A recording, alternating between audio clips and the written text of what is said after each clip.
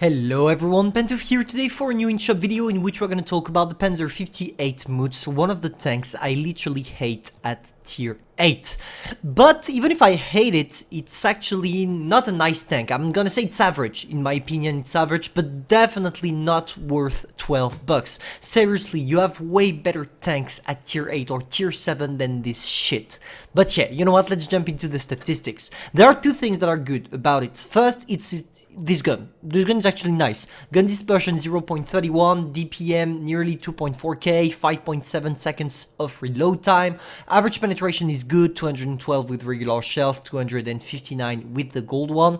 For the average damage, 225 with regular shells and 190 with APCRs.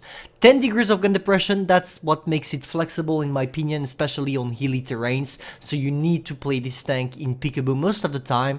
And finally, the gun elevation 20 degrees, not the best but not the worst either. For the turret, I'm gonna talk about the mobility in general because we're gonna see the armor profile after, but for the mobility overall with this tank, I would like to say that it's average. It's above average, I would say. It's above average simply because you're gonna be faster than a T2064 and then a 59 Patton, but you are still going quite low when you compare it with really medium tanks like the Progetto 46 or this kind of tanks, or at least that's my feeling about the tank. For the turn rate, it's amazing. You will not struggle turning around yourself, which is good to avoid being circled by light tanks. And finally, the armor profile that we're gonna see after, but overall what you need to understand is that your gun mantlet is the only way for you to bounce. Let's talk about the equipments now real quick. I'm using the gun ram first as I have enough penetration, so I want to increase my DPM. After I go for the enhanced gun lane drive to reduce my aiming speed, and finally the vertical stabilizer, because with this tank, as you're gonna shoot while driving most of the time because of your peekaboo situation, you will have to use the vertical stabilizer.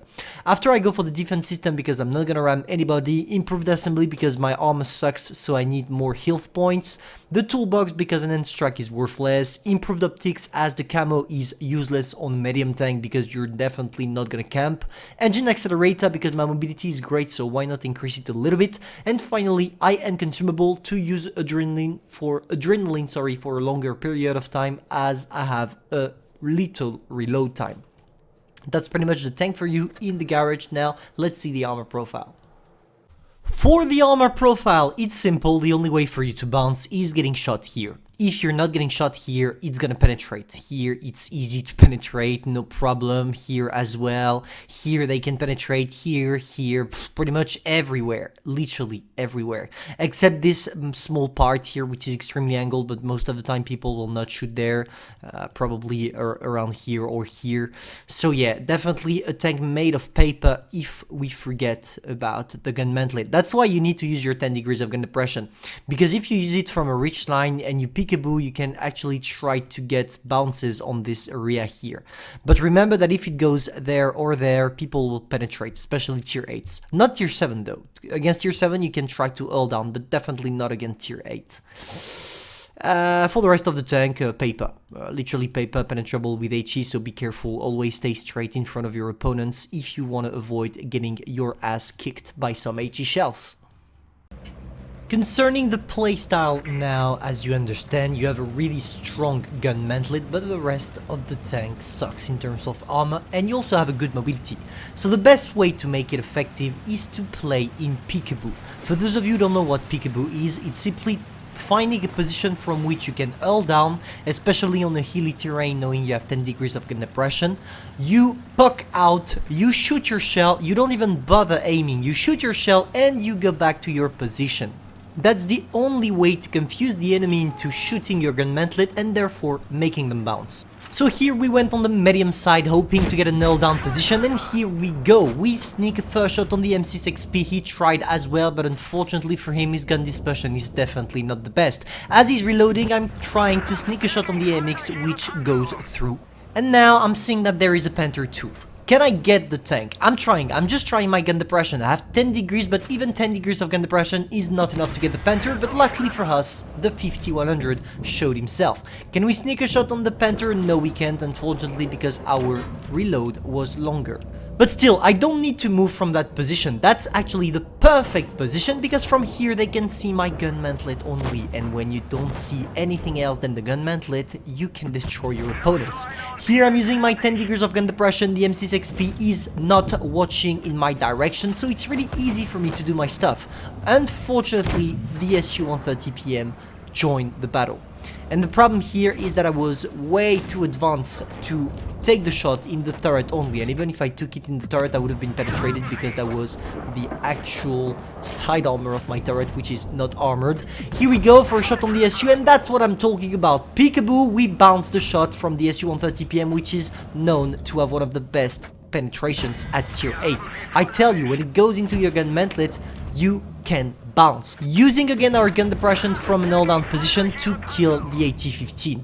And even if it seems like this tank is good in this game because we're bouncing a lot, I want to remind you that it's extremely situational and really skill dependent. If you are not a good player, you will never do great with the Panzer 58 MUTZ.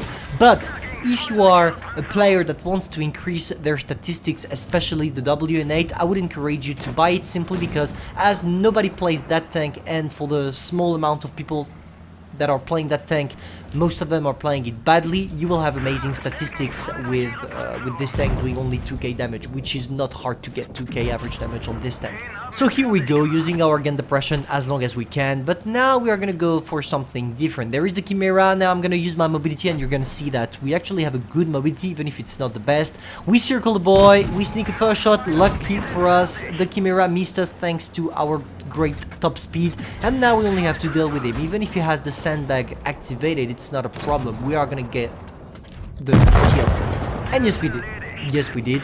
Securing our second kill into the game. Can we sneak a shot on the XP before he dies? No, we can't. Finishing the game with a lot of bounces in the gun mantlet, as you can see right there.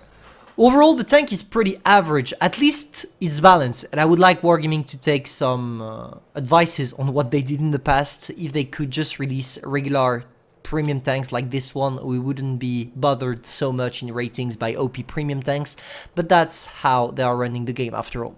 But definitely not worth it if you're not a skilled player, and if you're looking for something fun, not for you either. It's a tank to get only if you want to improve your statistics, knowing you're already a good player. I hope you enjoyed the review. If that's the case, feel free to subscribe, like, and share, guys, and I'm gonna see you soon for a new one.